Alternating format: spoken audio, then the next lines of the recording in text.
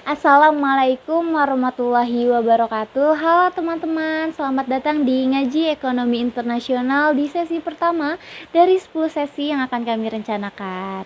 Hari ini kita akan ngebahas apa itu ekonomi internasional. Kedua, kenapa harus sampai kita bahas? Ketiga, apa pentingnya terhadap kehidupan kita sehari-hari dan itu berpengaruh apa enggak sih gitu. Dan kita akan diberi sedikit penjelasan mengenai demokrasi mata uang oleh pemateri kita hari ini, yaitu Kak Abdurrahman Arum selaku dari pendiri dari Global Currency Initiative dan juga penulis dari buku Demokrasi Mata Uang, dan beliau juga adalah lulusan dari Fakultas Ekonomi Universitas Indonesia. Kepada Kak Abdurrahman Arum, waktu dan tempat kami persilahkan.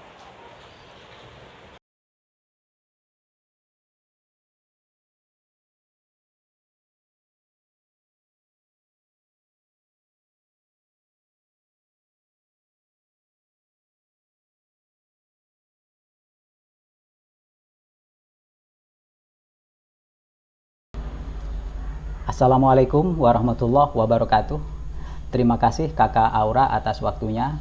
Selamat datang teman-teman di Ngaji Ekonomi Internasional sesi pertama dari 10 sesi yang direncanakan. Pada sesi yang pertama ini kita akan bahas tentang pengantar atau perkenalan. Apa itu ekonomi internasional? Apa itu moneter internasional? Kenapa sih kita bahas? Apa sih hubungannya dengan kehidupan kita sehari-hari?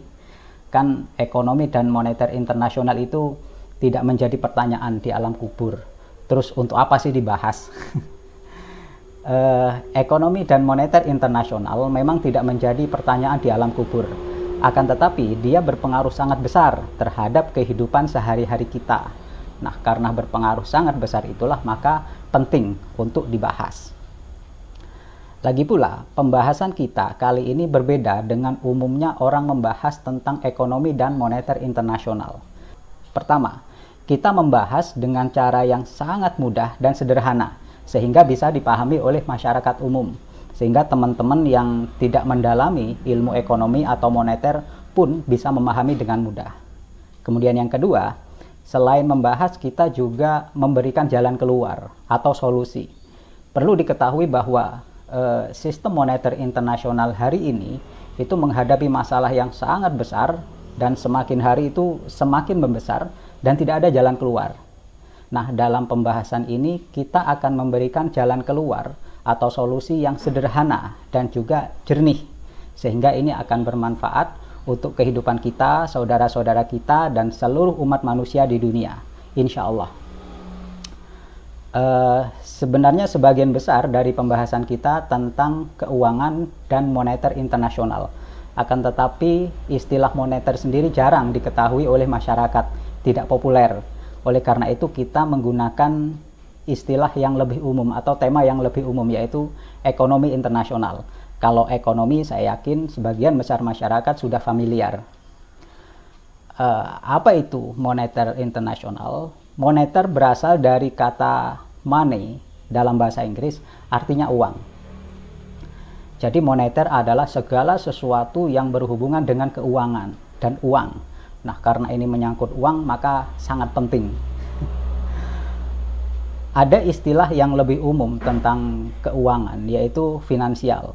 Finansial adalah segala sesuatu yang berhubungan dengan keuangan, mulai dari bank, perusahaan, perorangan, gaji, tabungan, sampai asuransi. Semuanya itu masuk dalam finansial. Nah, sedangkan moneter dia lebih spesifik. Pengertian apa sih itu uang, terus kenapa kita menggunakan uang, fungsinya untuk apa, kenapa kita menggunakan uang yang ini dan bukan uang yang itu, bagaimana uang itu diciptakan dan diatur oleh pemerintah dan bank sentral. Jadi bisa kita simpulkan secara sederhana bahwa moneter adalah bagian kecil dari keuangan, tapi walaupun kecil dia ada di bagian paling atas. Nah, karena ada di bagian paling atas maka dia mengatur segala hal yang ada di bawahnya. Kalau dalam Islam itu istilahnya akidah lah. Akidah itu adalah bagian kecil dari Islam, tapi dia mengatur segala hal tentang keislaman. Jadi yang kita bahas kali ini adalah akidahnya keuangan internasional atau akidahnya keuangan sak dunia. Karena itu penting. Tidak banyak kita yang menyadari bahwa sistem moneter internasional berpengaruh sangat besar pada kehidupan sehari-hari kita tanpa kita sadari. Ketika terjadi krisis global di Amerika Serikat pada tahun 2008, hampir semua harga komoditi di dunia harganya turun, termasuk diantaranya karet yang menjadi andalannya Indonesia. Saat itu karet turun lebih dari separuh di tingkat petani. Jadi petani karet yang ada di pedalaman Sumatera, di pedalaman Kalimantan, di pedalaman Sulawesi, pendapatan mereka langsung turun separuh. Sementara biaya untuk memproduksi masih tetap. Jadi bagi sebagian petani, harga karet itu sudah nggak masuk karena biaya untuk memproduksi lebih besar daripada harganya. Sehingga sebagian petani tidak memanen karetnya. Jadi saat itu ada ribuan pekerjaan yang berhubungan dengan petani karet tidak dikerjakan karena sudah tidak masuk. Padahal petani Kalimantan, petani karet Sumatera, Sulawesi, Jawa, dan seluruh wilayah di Indonesia, mereka itu tidak pernah menggunakan dolar. Jangankan menggunakan, nyentuh saja nggak pernah. Bahkan saya yakin sebagian besar dari para petani itu tidak tahu Amerika Serikat itu di dunia itu posisinya ada di sebelah mana. Jadi sesuatu yang mereka tidak ketahui, sesuatu yang mereka tidak pernah pikirkan, tiba-tiba membuat kehidupan mereka berantakan. Nah, itulah sistem moneter internasional. Sesuatu yang kita tidak pernah pikirkan, tidak pernah kita membayangkan juga enggak, tiba-tiba membuat hidup kita berantakan. Contoh yang lebih ekstrim adalah krisis moneter 98. Krisis moneter 98 merupakan krisis ekonomi terbesar yang pernah terjadi di Indonesia di zaman modern. Waktu itu, menurut Ibu Sri Mulyani, biaya untuk restrukturisasi perbankan pasca krisis itu mencapai 650 triliun rupiah. 650 triliun uang saat itu kalau diuangkan sekarang itu bisa ribuan triliun. Yang jelas di atas 1000 triliun. Intinya besar sekali. Nah, itu baru biaya restrukturisasi perbankan. Belum kerugian yang diakibatkan oleh hilangnya pekerjaan. Saat itu ada jutaan lapangan kerja yang hilang. Jadi jutaan orang mendadak menjadi pengangguran. Ada ribuan perusahaan baik kecil maupun besar yang saat itu tutup. Dan sampai hari ini tidak pernah buka lagi. Artinya ya wassalam. Jadi krisis moneter 98 saat itu mempengaruhi puluhan juta, merusak kehidupan puluhan juta warga Indonesia. Kalau di Asia Tenggara mungkin sampai ratusan juta. Dan saat itu sebagian besar warga Indonesia tidak tahu apa itu moneter, kenapa sih kok tiba-tiba terjadi begini. Jadi akhirnya mereka taunya yang namanya moneter itu yang kayak begini. Kalau kehidupan sudah susah, ekonomi susah, harga-harga naik, nah itu berarti moneter. Nah, sebenarnya pengertian masyarakat tentang moneter yang identik dengan yang buruk-buruk itu tidak terlalu salah juga. Karena pada kenyataannya, pengaruh sistem moneter internasional terhadap kehidupan sehari-hari kita, terhadap ekonomi sehari-hari kita, lebih banyak buruknya daripada baiknya.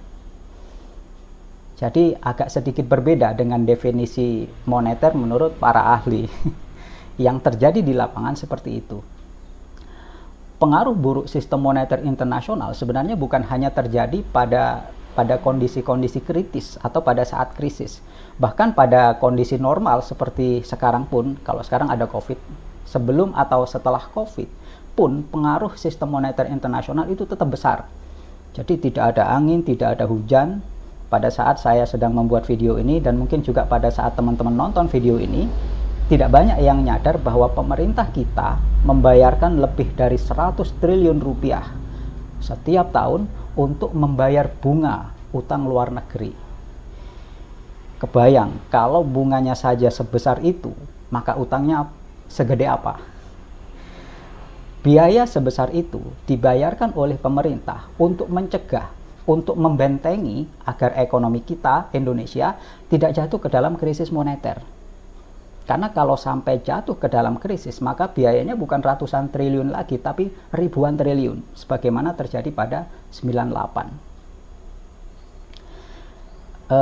Pemerintah itu seperti kita akan punya dompet.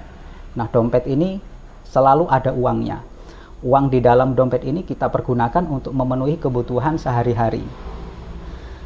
Untuk makan, untuk jalan-jalan, untuk internetan, untuk emergensi juga. Nah, dompet ini tidak boleh kosong, harus selalu ada isinya. Kalau kosong 3 hari saja, wah bahaya. Kita bisa tidak makan, tidak bisa memenuhi kebutuhan sehari-hari, bisa langsung sakit atau semaput, sehingga yang keluar nanti langsung biaya emergensi. Nah, negara pun demikian. Negara juga memiliki dompet namanya cadangan devisa. Cuman dompetnya negara itu besar. Kalau tidak salah pada awal tahun kemarin isi dompet cadangan devisa pemerintah kita sekitar 130 miliar dolar. Kalau diuangkan itu sekitar hampir 2000 triliun. Ya, intinya besar sekali. Nah, sama seperti dompet kita, dompetnya pemerintah itu tidak boleh kosong. Jangankan kosong, tipis saja itu tidak boleh. Kalau sampai dompet pemerintah, dompet cadangan devisa ini kosong atau tipis 3 hari saja, maka kita akan langsung jatuh ke dalam krisis moneter. Jadi ini harus selalu tebal.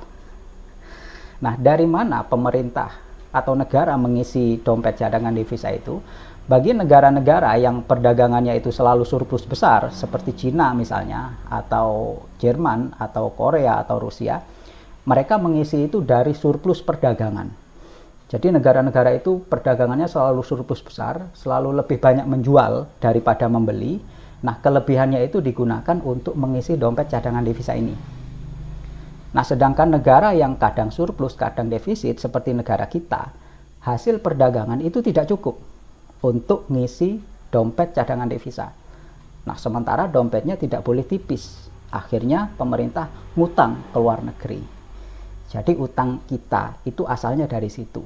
Kalau tidak salah, per awal tahun kemarin utang pemerintah, utang luar negeri pemerintah itu sekitar lebih dari 190 miliar dolar. Jadi utangnya 190, isi dompetnya 130 minus. Kalau isi dompetnya itu digunakan untuk membayar utang, tidak cukup. Ya, itu adalah kondisi real kita. Seorang profesor ekonomi dari Turki, dia mendapatkan profesornya dari Amerika Serikat, namanya Dani Rodrik. Profesor Dani Rodrik ini melakukan analisis berapa besar sih biaya yang dikeluarkan oleh negara-negara berkembang untuk membangun benteng cadangan devisa agar negara mereka tidak jatuh ke dalam krisis. Menurut hitung-hitungan Rodrik, semua negara berkembang di dunia rata-rata mengeluarkan biaya sebesar 1% dari PDB mereka atau pendapatan nasional mereka untuk membangun benteng cadangan devisa. 1% itu jumlah yang besar setiap tahun, karena itu dikeluarkan setiap tahun. Jadi paling tidak, negara-negara berkembang itu kehilangan pertumbuhannya minimal 1% setiap tahun untuk biaya benteng ini. Kalau kita menggunakan hitung-hitungannya Rodrik, Indonesia PDB-nya atau pendapatan nasionalnya itu tahun kemarin sekitar 15.000 triliun. 15.000 triliun ya, bukan 15 triliun. Nah, dikalikan 1%, berarti sekitar 150 triliun. Nah, kalau kita menggunakan hitung-hitungannya Rodrik, berarti biaya yang dikeluarkan pemerintah untuk benteng cadangan devisa itu sekitar 150 triliun rupiah per tahun. Ya, mirip-mirip lah dengan perkiraan saya. Tapi kita gunakan hitungannya Rodrik saja karena itu bisa dipertanggungjawabkan. Nah, untuk mengukur seberapa besar 150 triliun itu, kita ukur menggunakan jalan tol. Kenapa menggunakan jalan tol? Karena kalau kita ukur menggunakan dompet kita, kejauhan. Kalau dompetnya orang sak kecamatan, bahkan sak kabupaten lah, dikumpulkan jadi satu, angkanya nggak nyampe segitu, jadi kejauhan. Nah, kalau jalan tol itu mudah, karena jalan tol itu ada ukurannya, ada kilometernya. Nah, biaya membangun jalan tol per kilometer itu sekitar antar kota, sekitar 100 miliar rupiah per kilometer. Kalau 100 triliun rupiah berarti dapat 1000 kilometer. Jakarta, Surabaya, tembus ke Banyuwangi. Karena Jakarta Surabaya itu 800 kilometer. Nah, kalau 1000 kilometer berarti ya tembus sampai Banyuwangi. Lebih mungkin karena Surabaya Banyuwangi itu 190 sekian. Berarti sampai Selat Bali. Atau jalan Dendles lah yang gampang. Jalan Dendles itu Anyar Panarukan pas 1000 kilometer. Jadi jalan tol sepanjang jalan Dendles 1000 km sebesar itu. Tapi jalan Dendles itu jalan kecil. Kalau dibandingkan dengan jalan tol jauh. Kalau kita gunakan 100 triliun itu untuk membangun jalan Dendles, mungkin dapat 5000 km dari Sabang sampai Merauke. Nah, itu baru 100 triliun. Masih ada kelebihan 50 triliun. Nah, 50 triliun ini bisa kita gunakan untuk beli freeport lah setiap tahun. Masih susuk juga ya, masih ada kembalian. Jadi begitu besarnya biaya yang dikeluarkan oleh pemerintah untuk benteng cadangan devisa, dan itu kita keluarkan setiap tahun. Nah, ini baru biaya benteng, biaya pencegahan. Nah, bukan berarti kemudian tidak ada pengaruh buruk sama sekali. Sama seperti kita menggunakan payung agar tidak kehujanan.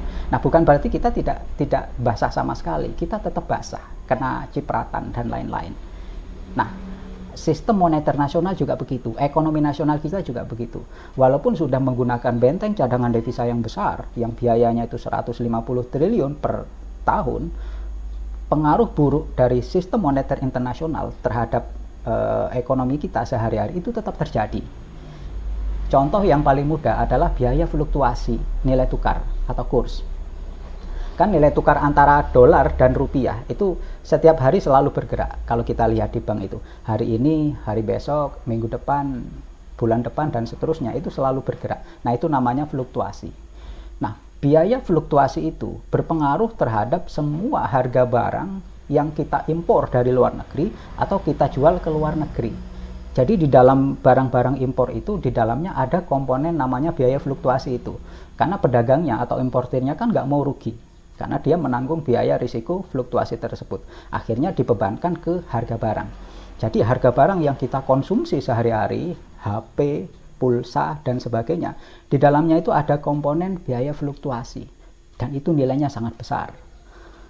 Kalau di total, di barang-barang impor kita dan barang-barang ekspor kita, itu harusnya lebih dari 150 triliun. Harusnya lebih besar dari biaya benteng cadangan devisa. Artinya, sistem moneter internasional kita dalam sehari-hari itu membuat kita membakar duit ratusan triliun rupiah setiap tahun di seluruh Indonesia. Itu biaya yang sangat besar, itu biaya sehari-hari.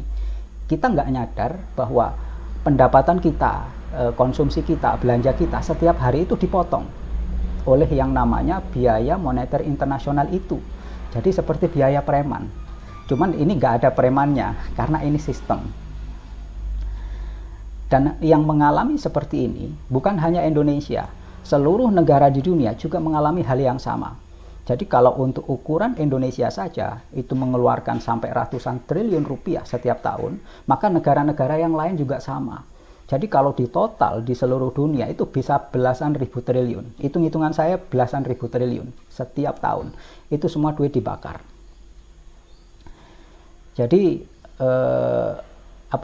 seluruh negara di dunia, setiap orang yang ada di muka bumi itu semuanya mendapatkan beban. Ini jadi sistem moneter internasional itu seperti dosa warisan. Dia membebani kehidupan sehari-hari hampir semua penduduk bumi tanpa terkecuali. Jadi sudah seperti dosa warisan dari zaman bapak-bapak kita sebelum lahir atau bahkan mungkin kakek kita. Dan itu sudah ada. Makanya seperti yang pernah saya sampaikan pada diskusi dengan teman-teman Forum Satu Bangsa, bahwa memperbaiki sistem moneter internasional itu hukumnya sudah sampai pada level fardu kifayah.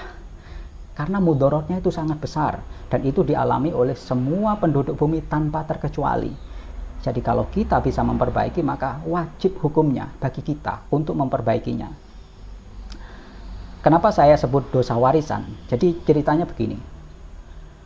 Dulu sebelum dolar Amerika Serikat menjadi mata uang internasional, yang menjadi mata uang internasional sebelumnya adalah pound sterling. Pound sterling ini mata uangnya Inggris. Nah, kemudian antara Perang Dunia I dengan Perang Dunia II terjadi peralihan. Jadi dolar ini pelan-pelan menguat dan mengalahkan pound sterling. Karena itu masa tersebut kita sebut sebagai masa peralihan. Nah, pada masa peralihan tersebut, negara-negara Eropa dan negara Amerika Serikat, mereka mengadakan konferensi di Bretton Woods, hemisfer Amerika Serikat. Karena itu kemudian disebut sebagai konferensi Bretton Woods. Nah, dalam konferensi Bretton Woods itu lahir IMF, lahir Bank Dunia.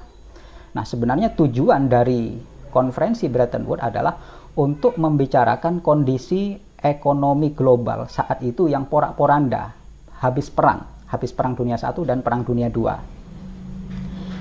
Nah, tapi di samping itu, konferensi juga membicarakan tentang mata uang internasional. Karena saat itu ada peralihan, pergantian mata uang antara dari pound sterling ke dolar Amerika Serikat. Nah, saat itu Inggris diwakili oleh John Maynard Keynes. Keynes ini merupakan ekonom modern terbesar ya sampai hari ini, karena teorinya itu sampai hari ini digunakan dalam hampir semua teori ekonomi modern. Kalau di Islam itu dia itu ulama besar, mungkin sekelas Imam Syafi'i. Jadi di ekonomi itu ada madhab namanya Keynesian. Itu adalah madhab pemikiran yang menggunakan dan mengembangkan pemikiran-pemikiran Keynes dalam teori ekonomi modern. Nah, Keynes ini mengusulkan agar dunia tidak menggunakan mata uangnya negara tertentu, tidak pound sterling, tidak juga dolar Amerika Serikat, tapi membuat mata uang internasional tersendiri yang memang khusus didesain menjadi mata uang internasional dan dikelola oleh semua negara. Jadi bisa kita sebut bahwa Keynes adalah orang pertama yang mengusulkan sistem mata uang internasional yang demokratis, dikelola oleh semua negara. Nah, kemudian Amerika Serikat diwakili oleh Dexter White. Nah, White ini menolak usulan Keynes. Enak saja. Dulu waktu pound sterling menjadi mata uang internasional, Amerika Serikat ngikut saja. Nah, sekarang giliran dolar menggantikan posisi pound sterling, kok mau dibuat mata uang bersama? Ya nggak mau. Jadi Amerika Serikat menolak. Amerika Serikat maunya dolar menjadi mata uang internasional. Nah, sebenarnya kalau dari sisi idenya Keynes itu lebih masuk akal, lebih populer di kalangan para ilmuwan, di kalangan para ekonom, termasuk para peserta konferensi saat itu. Karena dari sisi teori itu bisa lebih diterima dan bisa lebih dipertanggungjawabkan. Nah, akan tetapi Keynes ini kan mewakili Inggris, dan Inggris adalah mantan pemilik mata uang internasional sebelumnya, mantan raja tua. Jadi Inggris ini raja yang sudah tua, mau digantikan raja muda, miskin plus banyak utangnya. Nah, sedangkan Amerika Serikat itu sebaliknya. Dia adalah raja muda, kaya, dan bisa memberikan utang.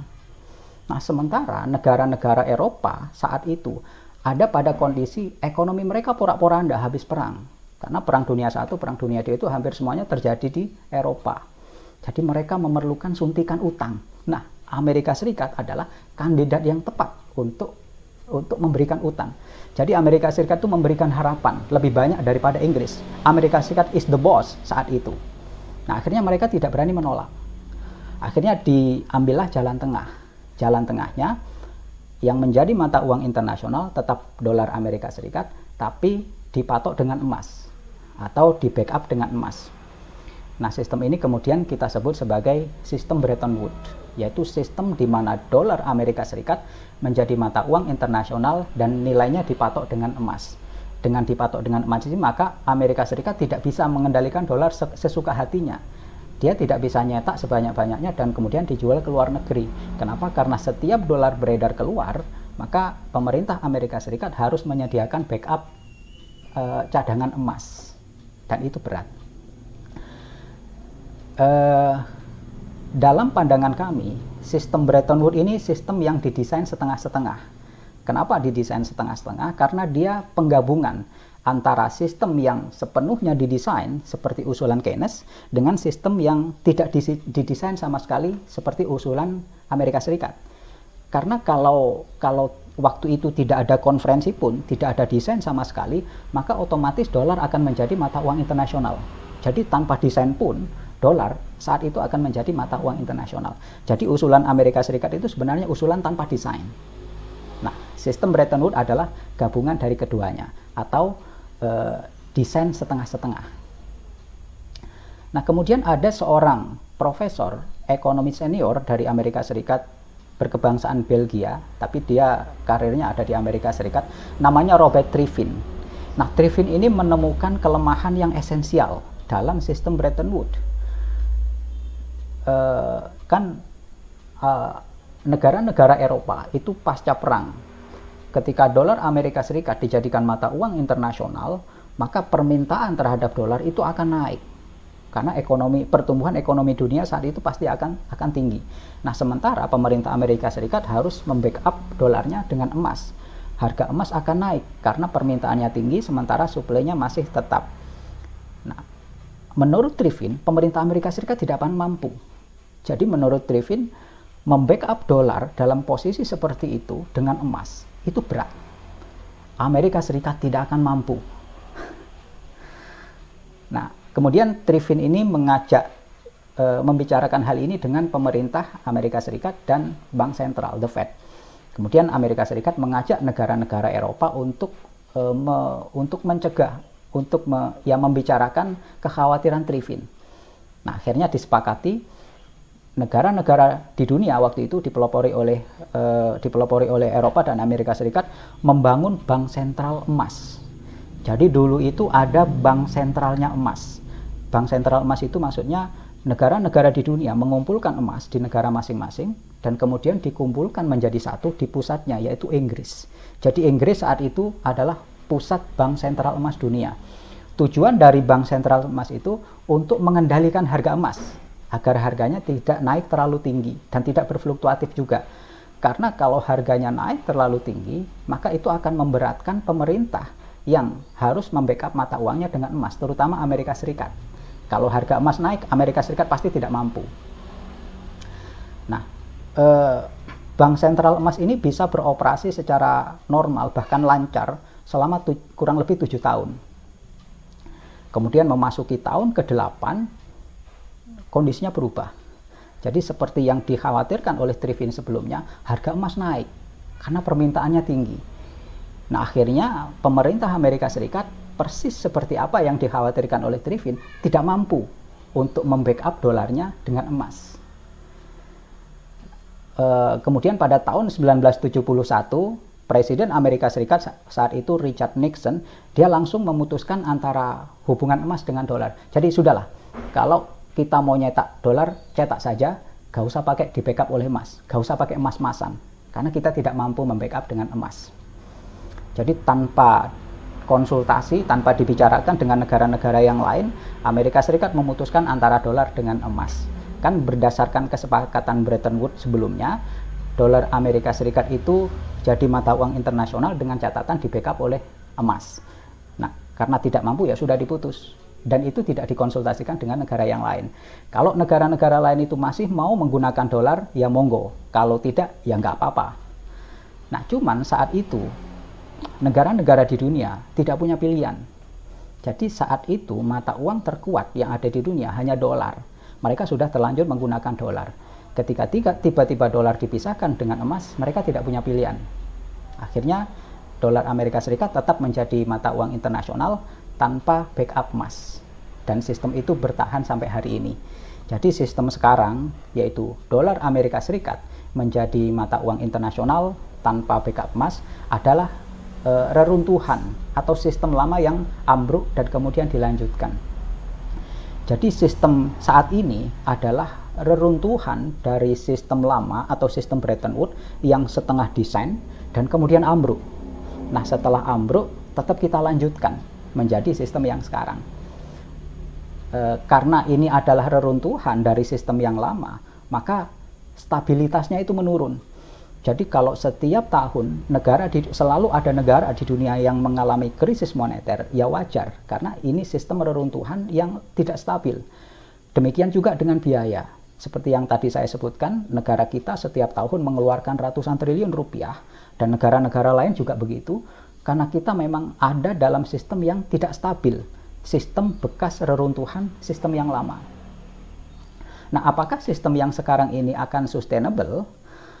Ada seorang profesor muda, seorang profesor ekonomi muda dari Prancis, profesornya dari Amerika Serikat, Harvard University, namanya Emmanuel Farhi. Nah, Farhi ini memiliki analisis yang sama persis dengan analisisnya Triffin. Menurut Farhi, dolar Amerika Serikat menjadi mata uang internasional itu tidak sustainable. Suatu saat akan ambruk. Kenapa? Karena negara Amerika Serikat komposisinya atau proporsinya terhadap ekonomi dunia itu semakin lama semakin mengecil. Ekonomi Amerika Serikat memang tumbuh, tapi pertumbuhan ekonomi dunia itu lebih besar. Sementara hari ini ukuran dunia juga sudah jauh lebih besar daripada Amerika Serikat.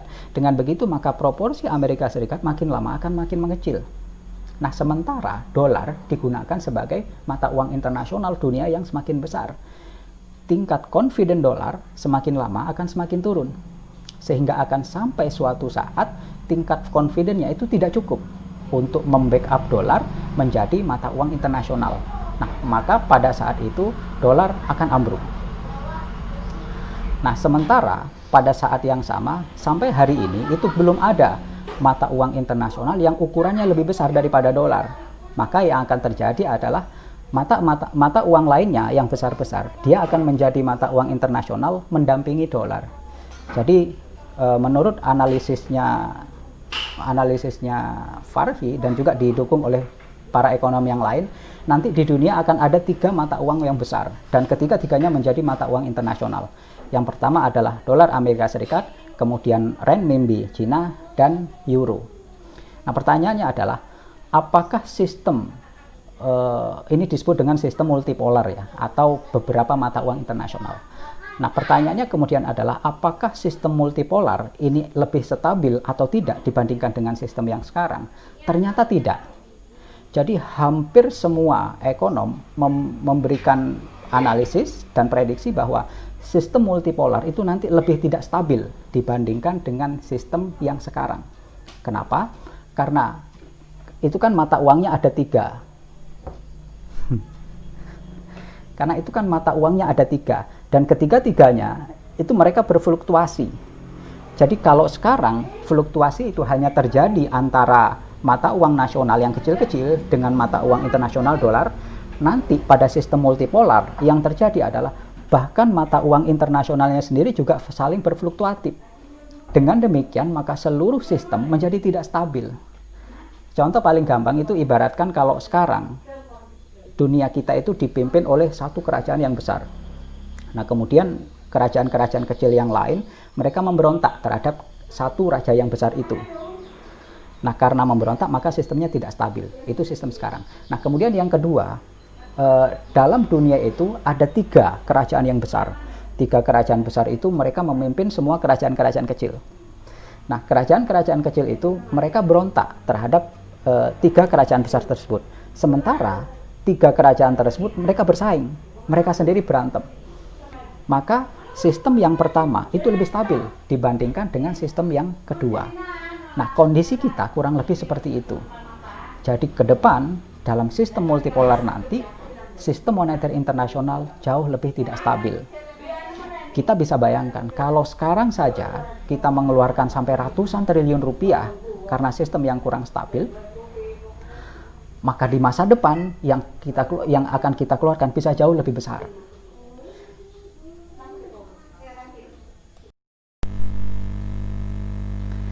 Ya, mohon maaf tadi ada sedikit interupsi. Sekarang kita lanjutkan.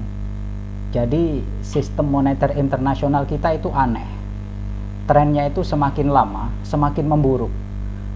Biayanya semakin mahal, kemudian sistemnya juga menjadi lebih tidak stabil. Jadi ini bertolak belakang dengan trennya peradaban secara umum.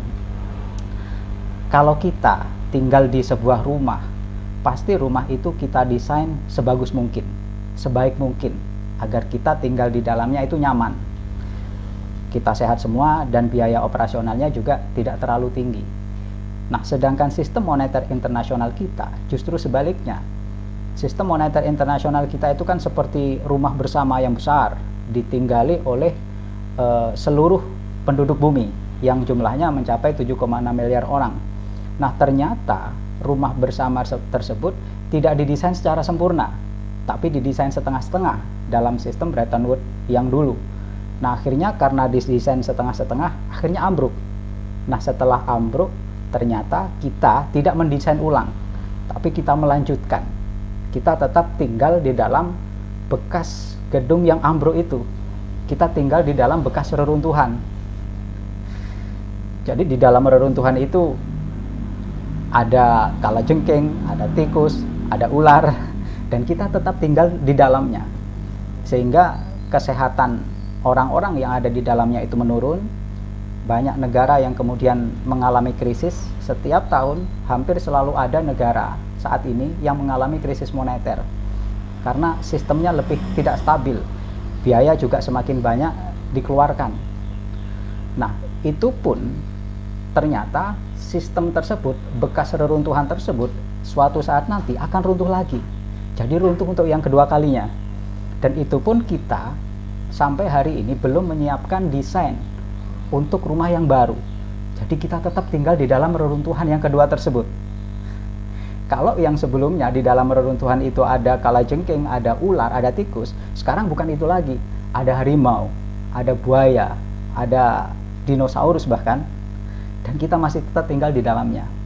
Sehingga kesehatan kita menjadi lebih turun lagi. Kalau hari ini jumlah negara di dunia, setiap tahun negara di dunia itu selalu ada yang mengalami krisis.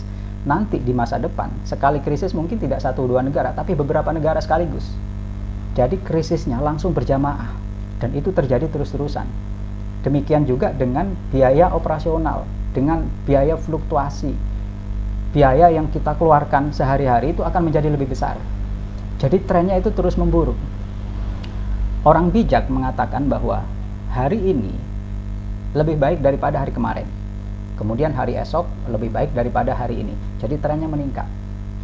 Nah, itu tren peradaban secara umum. Sedangkan sistem moneter internasional kita malah sebaliknya. Trennya itu semakin memburuk. Jadi bagi kami yang berpikir polos-polosan, yang berpikir polos-polosan, ini aneh. Sistem yang demikian besar menjadi kepentingan dari semua orang yang ada di dunia, ternyata desainnya setengah-setengah dan tidak didesain sempurna. Dan sampai hari ini dunia belum menyiapkan pengganti sistem yang akan ambruk tersebut. Oleh karena itu, kami Global Currency Initiative membuat sebuah desain sistem mata uang internasional yang benar-benar didesain dari awal dan didesain sesempurna mungkin. Maksudnya sesempurna mungkin itu tidak didesain setengah-setengah lagi seperti pada sistem Bretton Woods. Jadi ini didesain untuk jangka panjang dan memang untuk didesain dipergunakan selamanya. Jadi tidak didesain untuk ambruk lagi. Nama sistemnya adalah Sistem Moneter Global Organik atau MGO. Atau gampangnya kita sebut sistem organik. Nah, apa itu sistem organik? Sistem organik adalah sistem mata uang internasional yang dikelola bersama-sama oleh seluruh negara di dunia dan menjadi bagian dari mata uang nasional masing-masing negara. Ada persamaan dan ada perbedaan antara sistem organik dengan sistem yang ditawarkan oleh Keynes zaman dulu. Persamaannya, sistem organik dan sistemnya Keynes itu sama-sama demokratis. Demokratis artinya dikelola dan dibuat bersama-sama oleh seluruh negara di dunia. Jadi tidak hanya dikelola oleh negara tertentu. Kemudian perbedaannya, sistemnya Keynes itu didesain independen, terpisah dari mata uang nasional masing-masing negara. Tujuannya agar sistem internasional itu tidak dipengaruhi oleh kepentingan masing-masing negara. Nah, sedangkan sistem organik justru sebaliknya.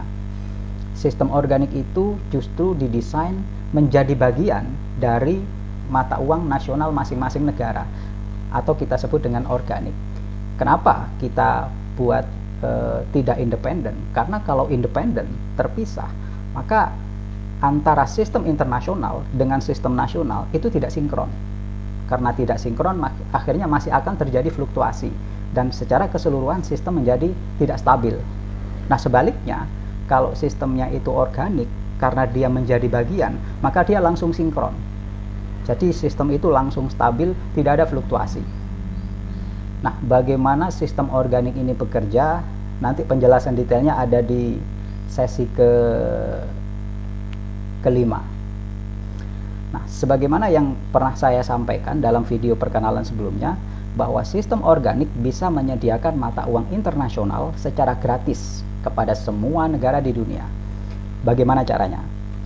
Penjelasan detail tentang hal ini nanti ada di sesi ke-6 juga, tapi di sini akan saya jelaskan sekilas saja. Pada prinsipnya, mata uang internasional memang gratis untuk setiap negara. Kalau kita sampai hari ini taunya mata uang internasional itu harus beli, ya karena sejak kita lahir kondisinya sudah seperti ini. Jadi mirip-mirip doktrin. Padahal aslinya memang gratis. Jadi Amerika Serikat membuat dolar itu hampir tidak ada biayanya. Biayanya ya biaya cetak plus biaya kertas.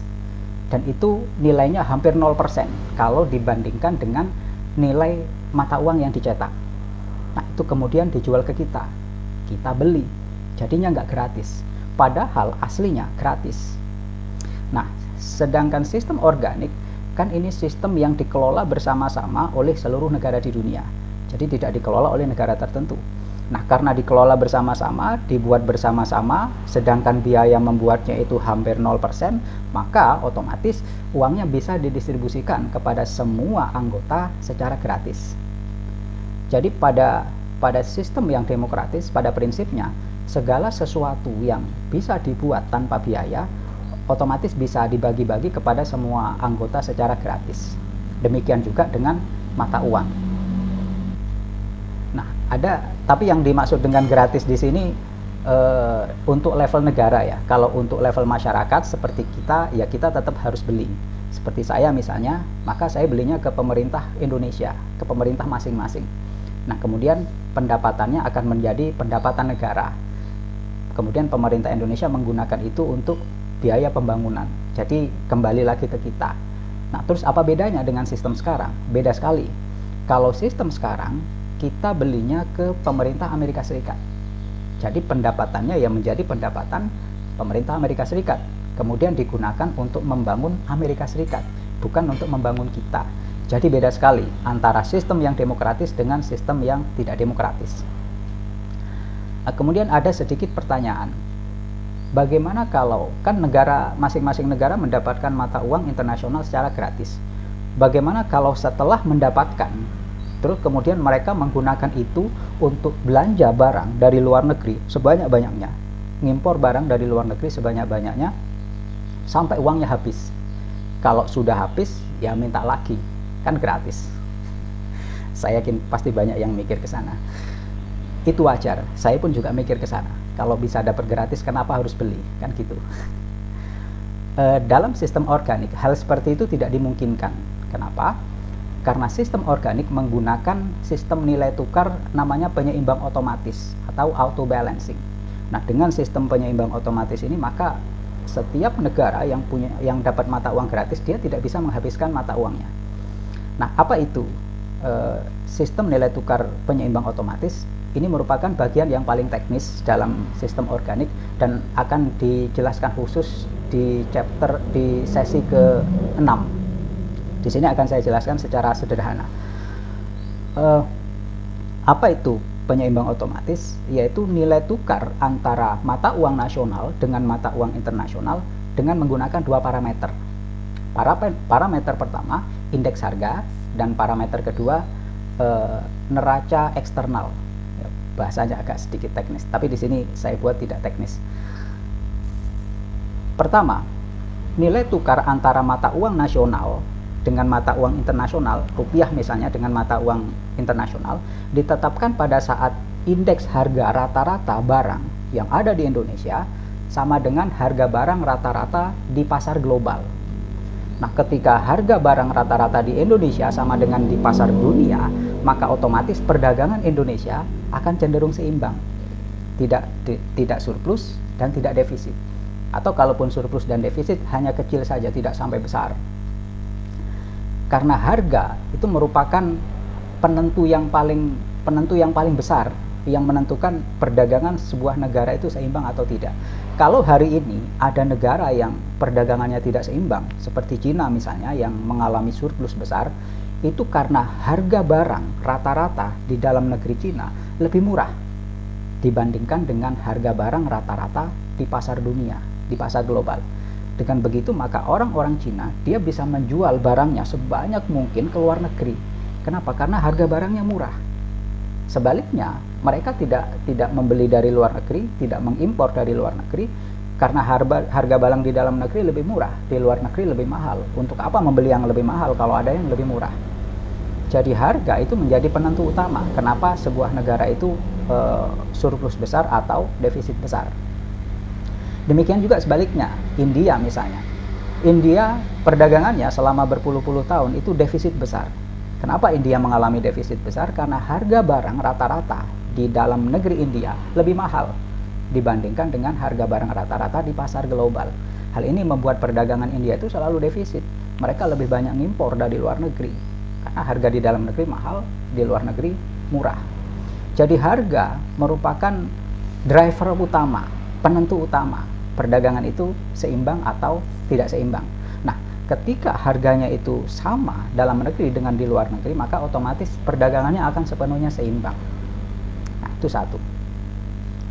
Kemudian yang kedua, nilai tukar antara mata uang nasional dengan mata uang internasional ditetapkan pada saat neraca perdagangan atau neraca eksternal kita balance, atau dalam ekonomi disebut equilibrium. Artinya tidak defisit, tidak surplus. Ketika misalnya perdagangan kita defisit besar, kita lebih banyak mengimpor daripada mengekspor, maka nilai mata uang kita akan diturunkan secara otomatis. Ketika nilai mata uang kita turun, maka harga barang di luar negeri itu akan naik, akan lebih tinggi. Dengan demikian maka impor kita pasti akan turun. Kalau harga barang di luar negeri naik, pembelian kita, impor kita pasti turun, itu otomatis.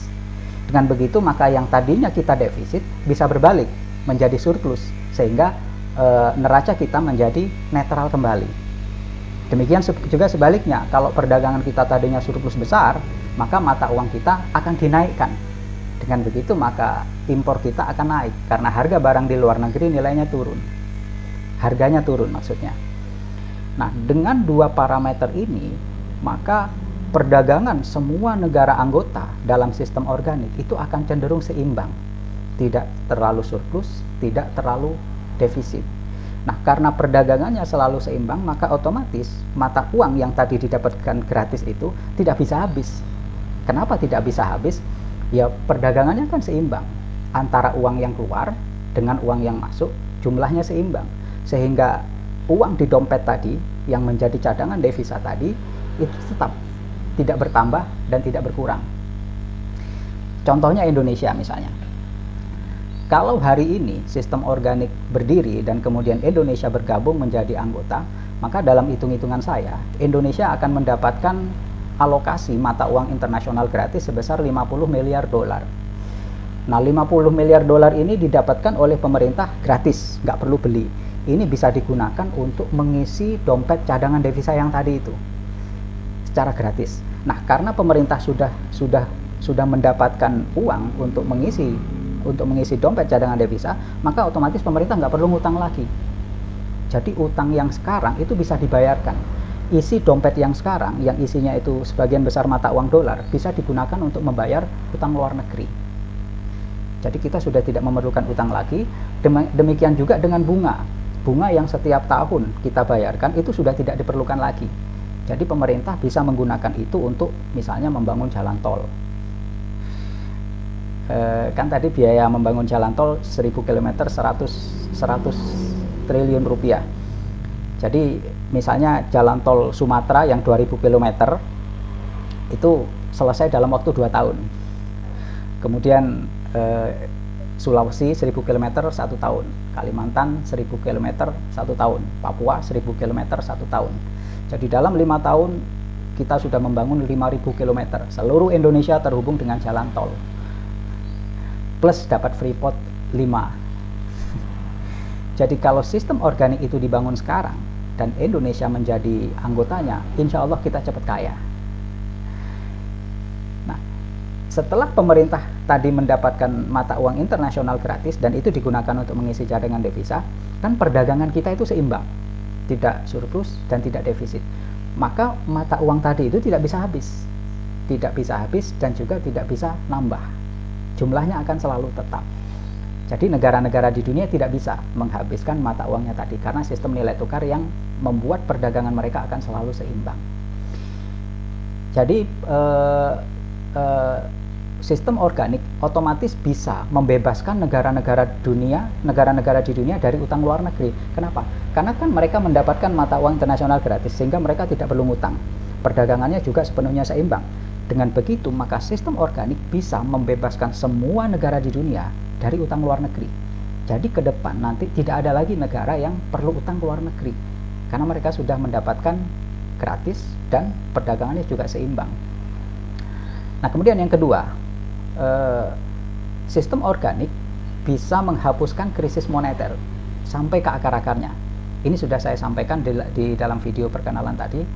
Di dalam video perkenalan sebelumnya, penjelasan tentang hal ini nanti ada di sesinya sendiri. Kalau nggak di sesi 8, sesi 9. Tapi di sini akan saya jelaskan secara sekilas.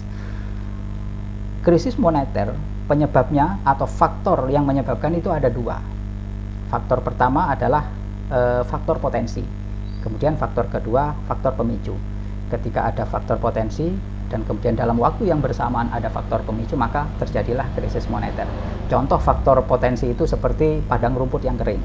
Kemudian faktor pemicu, percikan korek api. Ketika ada padang rumput yang kering, kemudian ada percikan korek api, maka terjadilah kebakaran. Maka terjadilah krisis moneter. Nah, apa yang menjadi faktor potensi dalam krisis moneter? Yang menjadi faktor potensi dalam krisis moneter adalah ketidakseimbangan eksternal. Atau gampangnya utang luar negeri. Jadi negara itu sama seperti kita, punya harta dan punya utang, punya kekayaan dan punya utang. Ketika utangnya lebih besar daripada kekayaannya, maka negara tersebut itu sudah potensial untuk jatuh ke dalam krisis, untuk terjadi krisis moneter. Apa penyebab utang negara itu membesar? Penyebab utamanya adalah perdagangan. Jadi ketika suatu negara perdagangannya itu terus-menerus defisit, maka otomatis kan utangnya itu akan meningkat. Nah, ketika utangnya meningkat, berarti potensi untuk jatuh ke dalam krisis, maka potensi untuk jatuh ke dalam krisis juga meningkat. Saya baca di data yang dikeluarkan oleh Bank Dunia, perdagangan seluruh negara di dunia antara tahun 1965 sampai dengan tahun 2018, lebih dari 50 tahun. Negara-negara yang mengalami surplus itu cenderung konsisten. Karena negara-negara yang surplus cenderung konsisten, maka negara-negara yang defisit pun akhirnya juga konsisten. Kan perdagangan itu selalu seimbang. Perdagangan itu aktivitas yang timbal balik sempurna. Kalau ada orang yang menjual, pasti ada yang membeli. Kalau ada negara yang surplus, pasti ada yang defisit. Tidak mungkin semua negara itu surplus, pasti ada yang defisit. Nah, berhubung ada banyak negara, beberapa negara, terutama negara-negara besar yang mengalami surplus yang konsisten selama berpuluh-puluh tahun, maka otomatis pasti ada negara-negara lainnya yang defisitnya juga konsisten. Nah, dari analisis saya, ternyata sepertiga negara di dunia itu mengalami surplus, sebagian besarnya konsisten, dan sebaliknya 2/3 mengalami defisit, sebagian besarnya juga konsisten. Nah, negara-negara yang defisit konsisten itulah mereka utangnya itu terus meningkat. Karena utangnya terus meningkat, berarti potensi mereka untuk jatuh ke dalam krisis juga meningkat. Nah, itu adalah faktor potensi. Nah, kemudian faktor yang kedua, faktor pemicu. Apa itu faktor pemicu? Yang menjadi faktor pemicu dalam krisis moneter adalah ketidakpercayaan, kemudian spekulasi mata uang dan fluktuasi.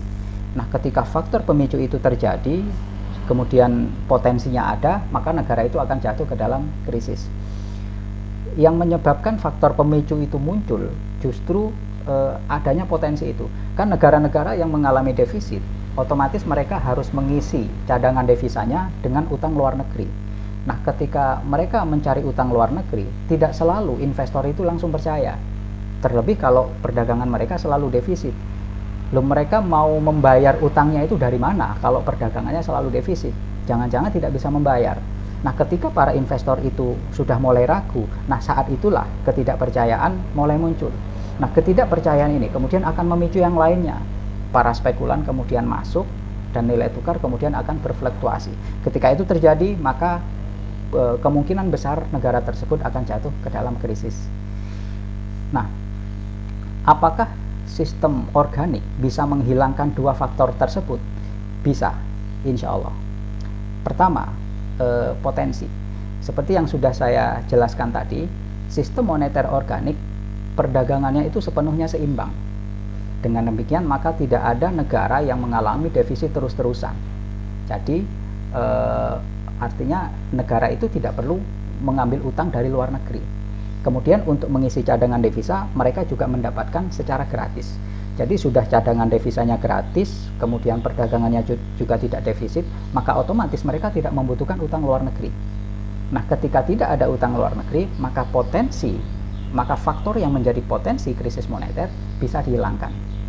Nah, kemudian faktor yang kedua, faktor pemicu. Ketidakpercayaan. Nah, karena negara-negara dalam sistem organik itu sudah tidak memiliki utang luar negeri dan mereka juga tidak membutuhkan utang luar negeri, maka faktor kepercayaan menjadi tidak relevan. Yo, investor luar mau percaya atau tidak percaya, ya ora urus. Toh kita tidak memiliki utang dan tidak memerlukan utang. Jadi tidak relevan. Nah, kemudian tentang spekulasi dan fluktuasi, dua-duanya juga bisa dihilangkan. Saya sudah menuliskan tentang hal ini di jurnalnya Islamic Development Bank, namanya Journal of Islamic Economic Studies. Dalam jurnal itu saya bisa membuktikan secara akademis bahwa sistem organik bisa menghilangkan fluktuasi dan spekulasi sepenuhnya. Jadi kalau nilai tukar saat ini itu dia berfluktuasi, bentuknya itu seperti detak jantung orang yang sehat. Nah, sedangkan dalam sistem organik nilai tukar itu akan sepenuhnya stabil karena dia mengikuti indeks harga dan indeks harga itu stabil. Nah, karena nilai tukarnya stabil, maka otomatis spekulasi juga bisa dihilangkan. Spekulasi itu kan ada spekulasi, orang melakukan spekulasi karena ada peluang, karena ada fluktuasi tadi. Jadi fluktuasi di lain sisi merupakan peluang bagi para spekulan. Ketika peluang itu bisa dihilangkan, maka spekulasi dengan sendirinya akan hilang. Sama dengan orang mancing. Kenapa orang mancing? Karena ada ikannya. Kalau tidak ada ikannya, orang tidak akan mancing. Demikian juga dengan spekulasi. Ketika fluktuasinya hilang, maka otomatis spekulasi juga akan hilang. Jadi dalam sistem organik yang nilai tukarnya sepenuhnya stabil, maka spekulasi sepenuhnya bisa dihilangkan. Jadi sistem organik bisa menghilangkan faktor pemicu. Ketidakpercayaan, fluktuasi, dan spekulasi seluruhnya bisa dihilangkan. Jadi faktor potensinya tidak ada, kemudian faktor pemicunya juga tidak ada, maka krisis moneter juga tidak ada. Sistem organik bisa menghapuskan potensi krisis moneter sampai ke akar-akarnya, insya Allah. Kenapa saya selalu menyebutkan insya Allah dalam sistem ini? Karena artinya itu sebatas pengetahuan kami, sebatas kemampuan kita sebagai manusia. Kan walaupun tidak ada potensi, misalnya tidak ada rumput yang kering, tidak ada percikan korek api, tapi tiba-tiba ada meteor yang jatuh, ya tetap saja terjadi kebakaran. Dan itu sesuatu yang di luar kemampuan kita. Itu wallahu a'lam. Nah, itu artinya insya Allah. Waktu saya diwawancara oleh The Epoch Time, wartawannya itu nanya, ini sistem organik bisa memberikan mata uang internasional gratis kepada semua negara, bisa menghapuskan potensi krisis moneter sampai ke akar-akarnya, bisa menghapuskan utang luar negeri, dan yang lain-lain. Totalnya ada 9. Kok seperti Sinterklas? Sebenarnya cara kerja sistem organik itu sederhana. Kan sistem moneter itu sama seperti tubuh kita. Tubuh kita akan bekerja secara sempurna kalau semua organ tubuh itu bekerja dengan sinkron. Nah, dalam sistem moneter kita menggunakan mata uang internasional yang berasal dari mata uang asing. Nah, itu sama saja dengan kita menggunakan jantung yang berasal dari unsur asing atau jantungnya orang lain. Nah, hal ini akan membuat organ tubuh kita yang lain itu otomatis menolak karena ini unsur asing. Sehingga kemudian organ kita itu membangun sistem pertahanan. Akhirnya tidak bisa bekerja sama. Nah, dari situlah sumber penyakit itu berasal. Sistem keuangan internasional kita juga seperti itu. Karena kita menggunakan mata uang asing, maka mata uang asing itu tidak bisa sinkron dengan mata uang nasional. Akhirnya menimbulkan fluktuasi, membuat sistem tidak stabil. Akhirnya pemerintah membangun sistem pertahanan. Jadi antara sistem internasional dan sistem nasional tidak sinkron. Semuanya menjadi tidak stabil. Nah, disinilah sumber segala penyakit dalam sistem moneter internasional kita hari ini. Nah, sedangkan sistem organik, dia menggunakan mata uang yang berasal dari mata uang nasional sendiri. Jadi sama seperti kita yang menggunakan jantung, asli jantungnya kita sendiri, bukan jantungnya orang lain, dan bukan jantung unsur asing. Hal ini membuat seluruh anggota tubuh kita itu langsung menerima, langsung sinkron. Jadi bisa bekerja secara maksimal. Semua penyakit otomatis akan hilang, tidak perlu obat. Nah, sistem moneter internasional kita juga begitu. Sistem mata uang nasional dengan sistem mata uang internasional, karena mereka berasal dari unsur yang sama, akhirnya akan langsung sinkron. Sistem langsung stabil, kemudian fluktuasi hilang, dan semua penyakit moneter internasional yang ada sekarang itu hilang, tidak diperlukan obat. Jadi begitulah cara sistem moneter internasional kita, jadi begitulah sistem organik itu bekerja. Saya kira untuk penjelasan pengantar cukup sekian dulu. Selanjutnya kita akan menjelaskan bagaimana mata uang itu bekerja dengan contoh yang sangat sederhana. Kita akan menggunakan presentasi. Cerita ini kami buat untuk membuat penjelasan dan gambaran yang sederhana bagaimana uang itu mempengaruhi ekonomi kita. Ada sebuah desa di pedalaman kaki Gunung Argopuro yang ditinggali oleh 3 orang, yaitu Eko, Buari, dan Butet. Eko ini memiliki lahan dan juga menanam kebun jeruk. Nah, kemudian Buari juga memiliki lahan, dia menanam apel. Kemudian Butet, dia juga memiliki lahan sebenarnya, tapi dia tidak menanam apa-apa. Nah, pada saat panen, Eko menghasilkan 3 keranjang jeruk. Kemudian Buari menghasilkan 3 keranjang apel. Nah, setiap hari makan apel, setiap hari makan jeruk, lama-lama Eko dan Buari ini bosan. Jadi mereka ingin bertukar buah. Eko ingin membeli apel dari Buari dan Buari ingin membeli jeruk dari Eko. Nah, cuman mereka tidak punya alat transaksi, jadi bingung gimana melakukan transaksinya. Nah, kemudian Butet melihat peluang tersebut. Akhirnya Butet menawarkan alat transaksi berupa uang kepada Eko dan Buari. Tapi uang ini tidak gratis, harus dibeli dengan buah masing-masing 1 keranjang. Jadi 1 lembar uangnya itu seharga 1 keranjang buah. Eko dan Buari kemudian menyetujui tawaran Butet. Akhirnya Eko membeli uang 1 lembar dari Butet dengan 1 keranjang jeruk. Nah, setelah transaksi pembelian uang tersebut akhirnya seperti ini. 1B ini 1 mata uang Butet, 1 lembar mata uangnya Butet. Jadi sekarang Eko memiliki 2 keranjang jeruk dan 1 lembar uang Butet. Nah, kemudian Buari memiliki 2 keranjang apel dan 1 lembar uang Butet. Butet memiliki 1 keranjang jeruk dan 1 keranjang apel. Nah, berhubung transaksi ini tujuan pertamanya adalah antara Eko dan Buari karena mereka ingin bertukar buah, maka kemudian mereka melanjutkan transaksi sendiri.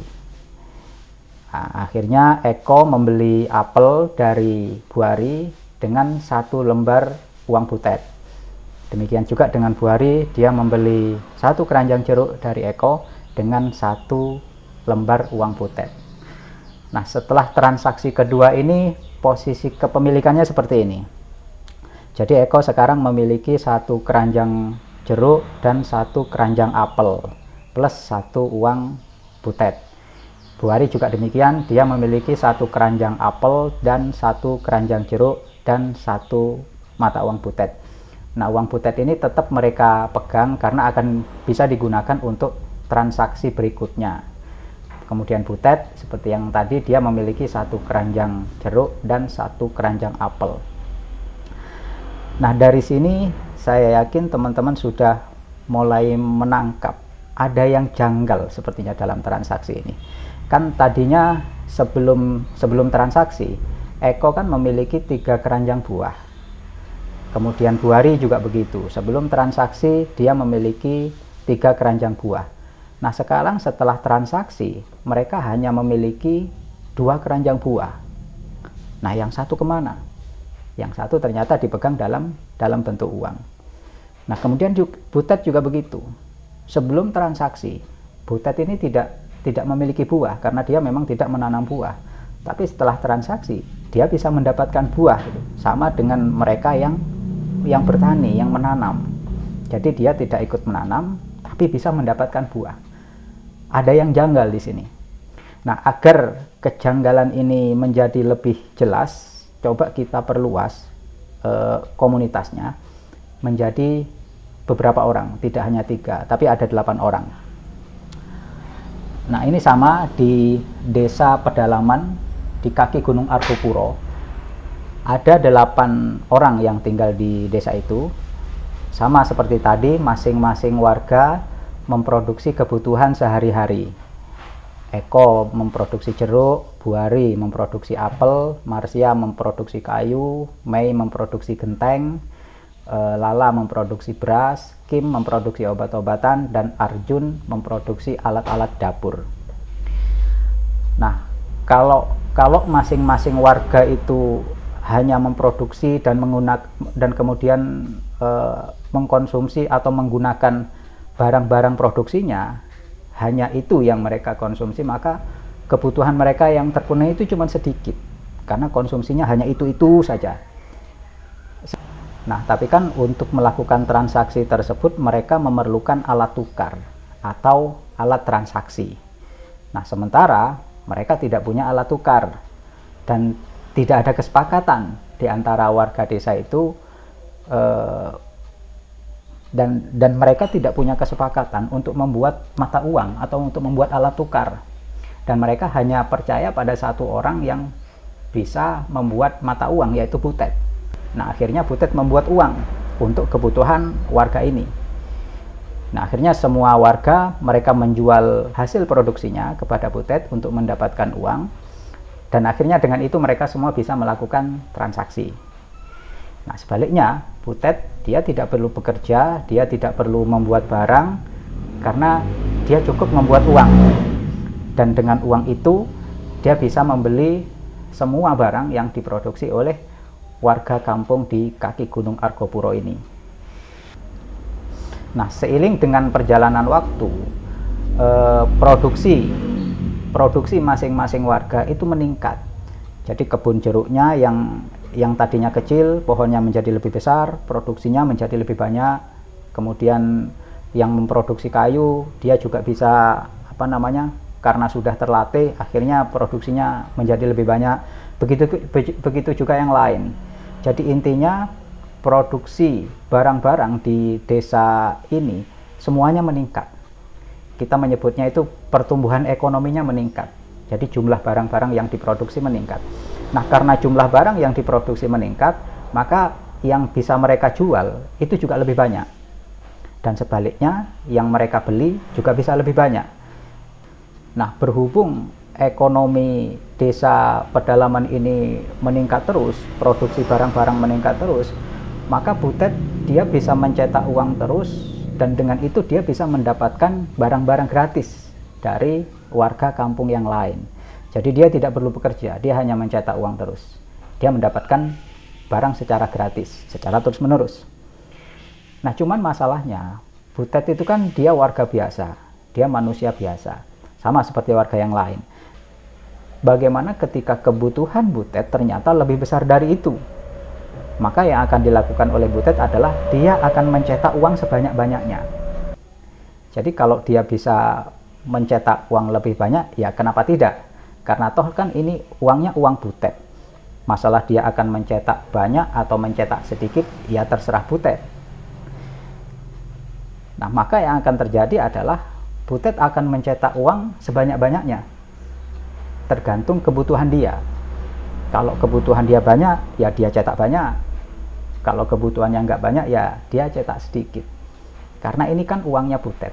Jadi ya terserah Butet. Dia mau mencetak banyak atau mencetak sedikit, ya terserah dia. Masalahnya adalah nilai uang itu mengikuti nilai atau jumlah barang-barang yang ada di kampung tersebut. Kalau nilai barangnya meningkat, maka nilai uangnya juga meningkat. Kalau misalnya nilai barangnya, jumlah barangnya turun, maka nilai uang juga akan turun. Nah, kita akan jelaskan nilai uang dengan nilai barang ini dengan cara yang sederhana. Misalnya di dalam kampung tersebut ada 5 ekor sapi dan ada 5 batang emas. Maka harga per ekor sapinya kurang lebih sekitar 1 batang emas. Nah, sebenarnya nilai uang ini tergantung pada 2 hal. Selain jumlah barang, juga kecepatannya. Nah, cuman kecepatan ini kita abaikan agar menjadi sederhana. Jadi kita hanya lihat jumlahnya saja. Kalau di kampung tersebut ada 5 ekor sapi dan 5 batang emas, maka kemungkinan besar harga per ekor sapinya adalah 1 batang emas. Jadi 1 batang emas bisa dapat 5 ekor sapi.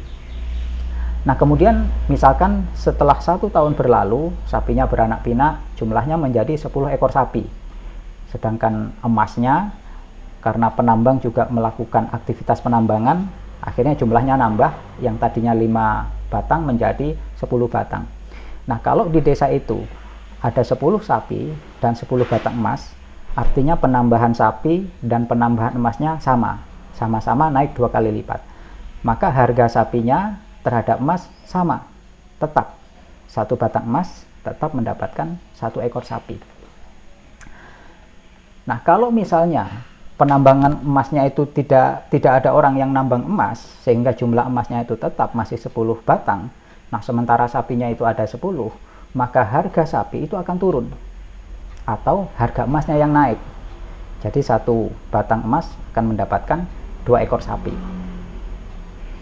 Sebaliknya, kalau misalnya penambangannya itu masif atau orang-orang rajin atau mereka menemukan tambang yang bagus sehingga produksi emasnya itu banyak sekali, sehingga produksi emas itu 2 kali lipat daripada produksi sapi, maka akhirnya jumlah emas akan menjadi 2 kali lipat daripada jumlah sapi. Nah, jika ini terjadi, maka harga emas akan turun. Sebaliknya, harga sapi akan naik. Jadi 2 batang emas mendapatkan 1 ekor sapi, atau 1 ekor sapi mendapatkan 2 batang emas. Jadi pada prinsipnya, mata uang itu mengikuti nilai ekonomi yang digunakan, nilai ekonomi di mana uang itu digunakan. Jadi kalau nilai ekonominya naik, ya otomatis mata uangnya juga naik. Tapi kalau jumlah uangnya yang penambahannya itu lebih banyak daripada penambahan barang yang ditransaksikan, maka nilainya akan turun. Nah, demikian juga dengan kasus Butet tadi. Kalau Butet memproduksi uang, nyetak uang lebih banyak daripada penambahan jumlah barang, maka yang akan terjadi adalah nilai uangnya akan turun. Nilai uangnya turun, sementara uangnya itu sudah beredar dan dipegang oleh masyarakat, maka yang paling dirugikan adalah warga kampung itu. Kan warga kampung itu sebelumnya, mereka untuk mendapatkan setiap lembarnya, setiap lembar mata uang Butet, dia harus, kalau seperti Eko, dia menjual 1 keranjang buah. Nah, kalau kemudian Butet nambah uangnya itu sampai 2 kali lipat dari pertumbuhan barang, maka harga uangnya akan turun separuh, atau harga barangnya naik 2 kali lipat. Jadi yang tadi 1 keranjang, jadi yang tadi 1 lembar uang mendapatkan 1 keranjang, sekarang 2 lembar uang dapat 1 keranjang, atau 1 keranjangnya dua mata uang butet, jadi naik 2 kali lipat. Jadi yang dirugikan adalah ya warga kampung. Mereka memegang mata uang yang nilainya turun. Nah, hal yang seperti ini sebenarnya juga terjadi di dalam ekonomi real kita. Jadi di dunia itu ada mata uang internasional yang dibuat oleh negara tertentu, yaitu Amerika Serikat dan kawasan Euro. Bukan dibuat bersama-sama oleh negara di dunia. Nah, sementara Amerika Serikat dan kawasan Euro, mereka kan punya kepentingan sendiri. Mereka yang mencetak uang, dan mereka mencetak uang itu ya berdasarkan kepentingan negara mereka, bukan berdasarkan kepentingan dunia. Tapi ya dunia tidak bisa protes juga, karena uang itu memang uangnya Amerika Serikat, uangnya Euro. Dunia hanya menggunakan, yang mengatur ya mereka. Dan mereka mencetak berdasarkan kepentingan negaranya. Kalau mereka butuh memerlukan beli banyak barang dari luar negeri, ya tinggal cetak yang banyak. Dan itu benar-benar terjadi. Nah, dengan gambar yang sederhana ini, saya yakin teman-teman bisa mengira-ngira lah kira-kira jalan keluar yang tepat untuk desa di pedalaman Argopuro itu harus ngapain. Jalan yang paling mudah adalah ya masyarakat membuat uang bersama. Jadi mereka tidak lagi menggunakan uangnya butet, tapi mereka membuat mata uang, mereka membuat uang bersama. Karena uang bersama itu diatur bersama-sama, maka keuntungannya karena uang itu dibuat bersama-sama, maka keuntungannya akan jauh lebih banyak daripada kalau mereka menggunakan uangnya butet. Jika warga itu membuat mata uang bersama-sama, maka minimal ada 3 keuntungan yang bisa mereka dapatkan. Pertama, uang itu diatur bersama-sama untuk kepentingan bersama, bukan untuk kepentingan satu orang. Kemudian karena itu dibuat bersama-sama, ya bisa dibagi-bagi secara gratis. Misalnya setiap orang nanti mendapatkan alokasi berapa lembar. Nah, kemudian kalau misalnya jumlah barang di desa itu meningkat, ya jumlahnya bisa ditambah proporsional. Dengan begitu maka nilai uangnya tidak akan turun. Atau bisa juga mata uangnya tidak dibagi-bagi gratis, tapi tetap beli. Nah, cuman belinya ke koperasi.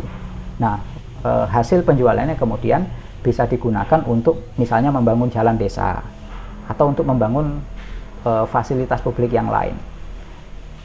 Dengan begitu maka manfaat dari membuat uang itu bisa dirasakan bersama-sama oleh seluruh masyarakat. Jadi tidak hanya diambil oleh satu warga saja. Karena kalau dicetak oleh satu warga saja ya otomatis hasil penjualannya digunakan oleh warga itu, bukan untuk masyarakat umum.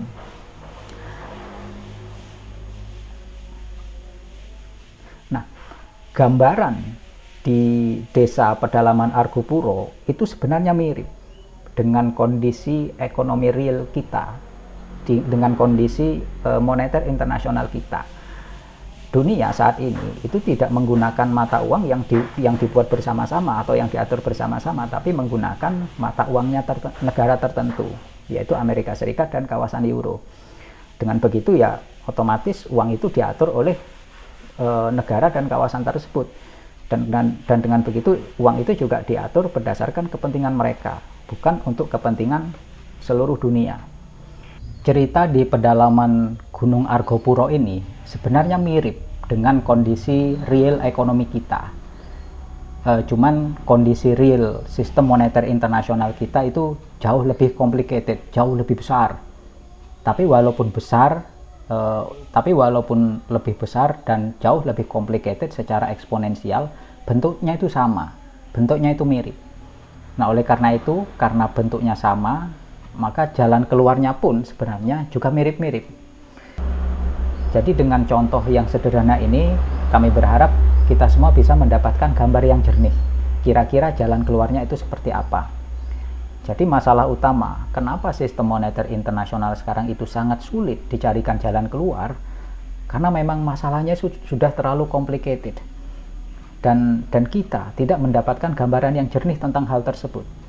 Nah, dengan contoh dari desa pedalaman Argopuro ini, saya berharap kita bisa mendapatkan gambar yang jernih dan simpel. Nah, dengan gambar yang jernih itu insya Allah jalan keluar yang mudah juga bisa didapatkan. Ya, saya kira cukup sekian dulu. Sampai ketemu di sesi berikutnya. Kalau teman-teman suka dengan isi kajian dalam ngaji ekonomi internasional ini, jangan lupa subscribe dan bisa disebarkan juga kepada teman-teman yang lain. Kami hanyalah remah-remah rengginang, tapi dengan dukungan teman-teman apapun bisa kita buat, termasuk mereformasi sistem moneter internasional kita. Selanjutnya saya kembalikan kepada Kakak Aura. Saya Rahman, Global Currency Initiative, persembahan dari Indonesia untuk dunia. Assalamualaikum warahmatullahi wabarakatuh. Terima kasih Kak Rahman atas penjelasannya. Itu tadi penjelasan yang sangat sederhana dan komprehensif sekali, tapi berguna banget buat kita semua yang mendengarkan ngaji online hari ini. Teman-teman, pada intinya ekonomi internasional sangat berpengaruh terhadap kehidupan kita sehari-hari dan juga sangat penting untuk kita semua. Saya rasa cukup untuk kajian dan hari ini. Mohon maaf bila masih banyak kekurangan, tolong dimaafin ya. Nah, saya rasa saya pamit untuk undur diri. Saya Aura, Global Currency Initiative, persembahan dari Indonesia untuk dunia. Dadah.